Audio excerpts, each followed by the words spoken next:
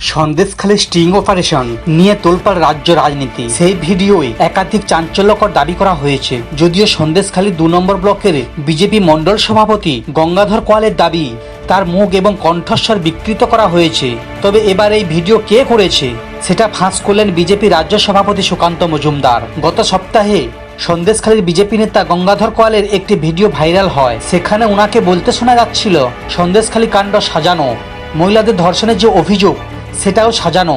তবে এবার এই নিয়ে একটি বিস্ফোরক দাবি করলেন সুকান্ত মজুমদার। বিজেপি রাজ্য সভাপতির দাবি তৃণমূল নেত্রী তথা পশ্চিমবঙ্গের মুখ্যমন্ত্রী মমতা বন্দ্যোপাধ্যায়ের পুলিশই এই স্টিং অপারেশন করিয়েছে। ওনার কথায় আমাদের কাছে সব খবর চলে এসেছে। একজন সাংবাদিককে সামনে বসিয়ে রেখে মমতা বন্দ্যোপাধ্যায়ের গোয়েন্দারা এই স্টিং অপারেশন চালিয়েছে। বালুরঘাটের বিদায়ী সাংসদের দাবি এই স্টিং অপারেশন পুলিশ করিয়েছে। রাজ্য জুড়ে আন্দোলন সৃষ্টিকারী এই ভিডিও প্রথমে পুলিশের হ্যান্ডেল থেকে পোস্ট করা হয়। ভিপিএন লাগিয়ে মার্কিং করে এই ভিডিও পোস্ট করা হয় বলে মন্তব্য করেন তিনি। এই ভিডিও কে পোস্ট করেছে সেটা যাতে বোঝা না যায় সেই জন্য এমনটা করা হয়েছে বলে দাবি করেন তিনি। বিজেপি রাজ্য সভাপতি জানান এই ভিডিও নিয়ে তদন্ত চলছে। যে পুলিশ আধিকারিক এবং তার টিম এমনটা করেছে কেউ ছাড় পাবে না, তাদের জেলে পাঠানো হবে বলে দাবি করেছেন সুকান্ত মজুমদার।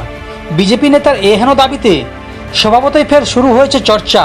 উল্লেখ্য, গত সপ্তাহে স্টিং অপারেশনের এই ভিডিও ভাইরাল হওয়ার পর সন্দেশখালী বিজেপি নেতা গঙ্গাধর কোয়াল সিবিআই তদন্তের দাবি জানিয়েছিলেন। ভিডিও বিকৃতি করার অভিযোগে এনেছিলেন তিনি। তবে এবার এক চাঞ্চল্যকর দাবি করলেন সুকান্ত বাবু, যে কারণে ফের শোরগোল পড়ে গিয়েছে রাজ্য জুড়ে। সমস্ত খবর দেখতে এই চ্যানেলের সঙ্গে থাকুন। ধন্যবাদ।